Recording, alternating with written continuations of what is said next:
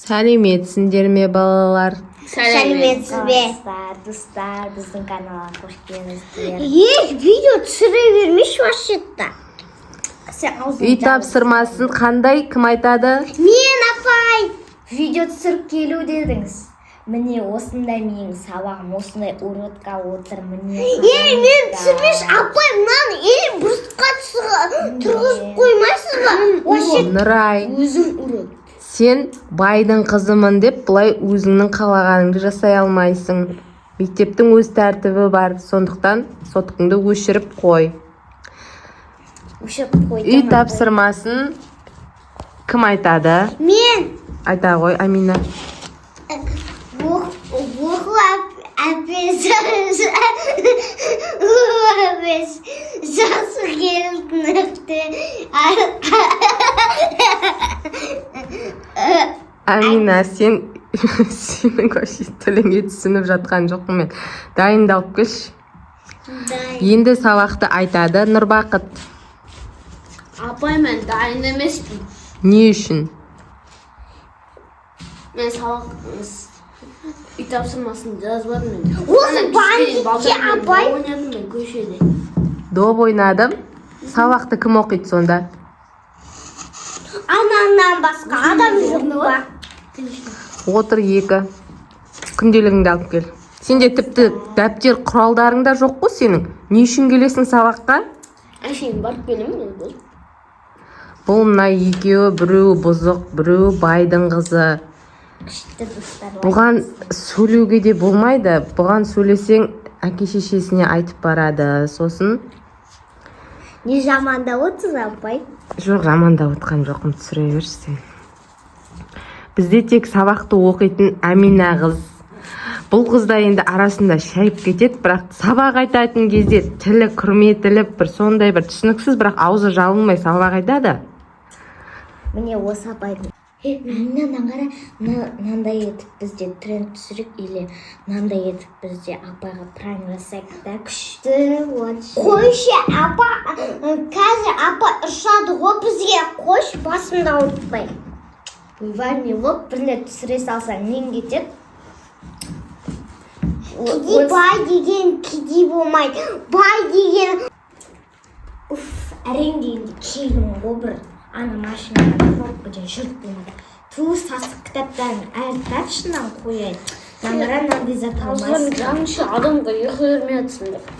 апай мынау ше бір қателікті жасап қояды еще так. Апай, мен влогым бастай берейін. Сәлем достар, Ал қалайсыздар? Амина, үй тапсырмасын орындап келдің ба? Тексерейінші кәне. Дәптеріңді бере ғой. Дұрыс. Өте дұрыс жазғансың, Амина. Саған жарайсың. 5 қоямын. Осындай Амина сияқты сабақты оқу керек. Апай, мен мақтанып жатыр, әкеме айтып берем қазір бұны. Ты чё? Оданша бай болғанса кедей болмайсың ба? Қара, мен ақылдымын. Мысалы, не зат жазып отырмын? Мына кітаптарын орнына мынандай блокнот қойып қою керек. Бір мынау баладан. Мен, короче, Мақтадан бербеш сенде бір. мынау не өзі? Ал балалар, бүгінгі тақырыпқа көшейік. Бүгін алтын сақа деген ертегіні оқитын боламыз. Кім оқиды балалар? Мен. Қазір біз Нұрбақытқа берейікші. Нұрбақыт оқышы кәне.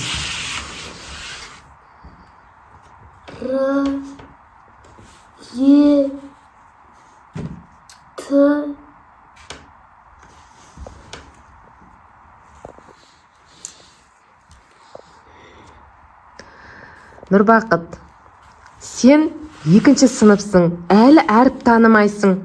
Үйден әріптерді жаттап, дайындалып кел. Апай, ма оқу керек емес мен, өскен соң бизнесмен болам. Сен бизнесмен болу үшін де бір әріп тануың керек шығар. Оқудың керек жоқ маған. Сен ұйықтай тұрайыншы, кешке тойға барам. Олар бетімен кеткен. Апай, мынау тойға барам, не? Мен еш жаққа бармаймын, мен мысалы. ешқашқа шықпайсың ба? Мен күнде 2 рет аквапаркке барам, 3 рет саябаққа барам, 2 рет кафеге барам. Ал сен жарақаттанып аласың, құлап қаласың, Низатқа барғансың. Еще күніне 2 рет косметика жасаймын. Мақтана бермеш, менде де бар. Амина, сен әлі тапсырма орындап жатырсың ба? Иә. Жарайсың. Жазуың неткен әдемі? Соң апай мен сөйтіп үйреніп алдым мен өзім. Нұрай, сен мынандай косметикаларға келгеніңе сабаққа болмайды ғой бұлар. Мыналарды қайдан алдың сен? Оны менің анам Дубайдан әкеліп берді. Мынау 50 мың, мынау 75 мың теңге.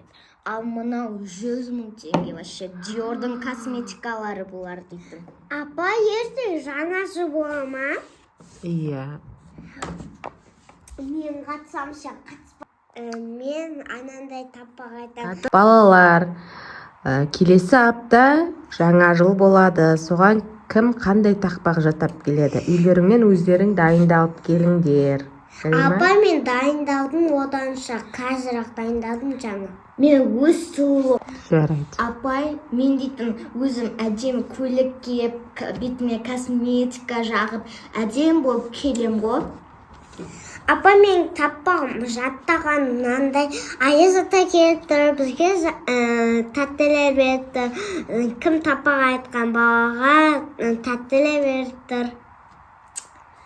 Қандай бұрынғы заманнан қалып кеткен. Жалмамыз ұйықтай бермей, сабақ орындасы кітабым жоқ Өзім міне. білемін, ұйықтамайын ба, ұйықтайын ба. Сен ұрыспай отырсыз. Өзің ұрыспа сен. Түлсе өлеш. Тыныш балалар, тыныш. Болды, Нұрбақыт, сен үйіңе барып ұйықтайсың. Сосын той, қыдыру, кафе деп қаңғып жүре бермей, сабағыңа қара. Әріптерді жатта, сен әріп танымайсың. Апай, маған оқу керек жоқ. Айттым ғой сізге, ешкімсің бизнесмен болам деп. Апай, мен сізге мынаны жаттап берем ба? Айта қойшы сен, Амина. Сенен бірдеңе шығады осы, Амина. Айта қойшы сен. Мынау қалай оқу атыр, тез қылып. Вообще бастар жасамай. Мен тез оқыттым ғой, ойбай. Жынды. Кеш бар. Әкеме айтам. Тыныш отыр. Сен, Амина, күшті оқыдың. Енді үй тапсырмасы бізде осы алтын саққа ертегісін оқып, түсініктеріңді айтып келесіңдер. Жарай ма, балалар? Иә. Апай, мен осындай күшті матовый помада алдым, сатып аласыз ба? 100-ақ мың теңге ғой, неңіз кетеді, 100-ақ мың теңге бересіз да. Оля, қымбат қой. Қымбат. Менің бір айлық табысым 100 мың теңге ғой. 100 мың. Мен ала алмаймын оны. Бір өстеді ғой. Ақшасы аз. Апай, мен кете берейінші, пожалуйста.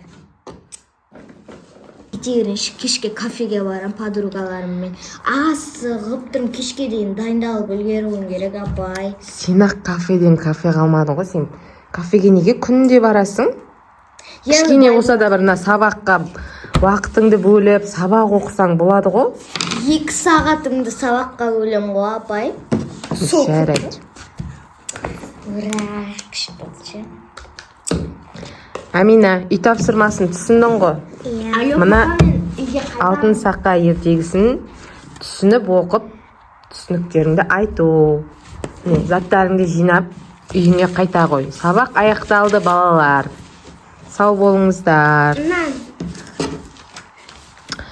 Нұрбақыт, оян. Нұрбақыт, оян, үйіңе қайта қой бар. Сосын кешке ерте жатып, ұйқыңды қандырып кел. Сабақта бұлай келесте ұйықтап отырушы болма, жарай ма?